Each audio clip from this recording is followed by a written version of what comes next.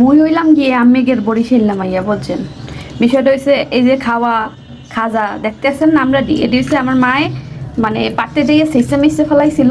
এরপরে 2-4 দিন পরে এরমের হচ্ছে দেখতেছি যে পুচা পুচা যাবে সাশ্রয়ী বু তো আমনে গোহের লেগে সুন্দর করে কাইটটা মাইটটা ধুইয়া এই রেডি করছি।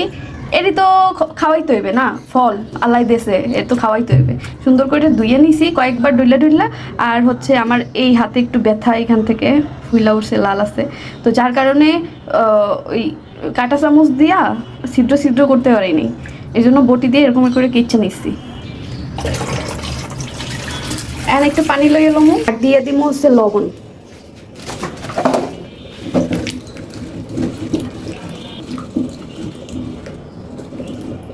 আর একটু দিলাম আর কি। তো নুন দিয়ে হচ্ছে এরমের রাখবো কিছুক্ষণ যাতে নুনটা এর মধ্যে ঢুকে যায়। আর ব্লেন্ডারের কলম লইছি না হইল এটারে কিন্তু পিসা লমু। জ্বালাই দিব, একটা কড়াইয়ের মধ্যে দিয়ে দিব হচ্ছে চিনি পানি আর দিব হচ্ছে গিয়া গরম মশলা। মুই এখানে 2টা এলাচ আর 2টা দারচিনি দিয়ে লইলাম। এখানে আছে আমরা লবণ দেওয়া ভিজেন না, এই পানিটারে সারাইয়া লমু।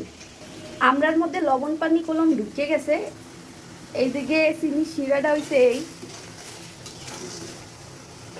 এখন হচ্ছে নারকেল যেটি বাটছি সেটি দিয়ে দিলাম।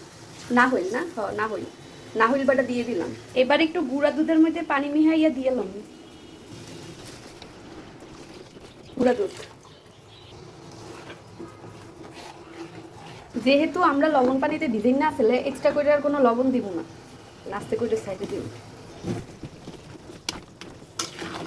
এখন জাল করে লমু। কয়েকবার নেড়ে দিয়েছিলাম আমি। এই হচ্ছে আমার মোরব্বার ফাইনাল লুক।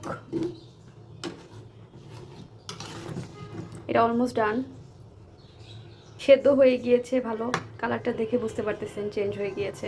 মাত্র চেক করে দেখলাম মনুরা এককালে লবণ চিনি একদম পারফেক্ট। সো এই কলম আমরা মোরব্বা বানাইতে এক শেষ সোজা আর খাইতে জমের মজা। আজকে এ পর্যন্ত টুডুস।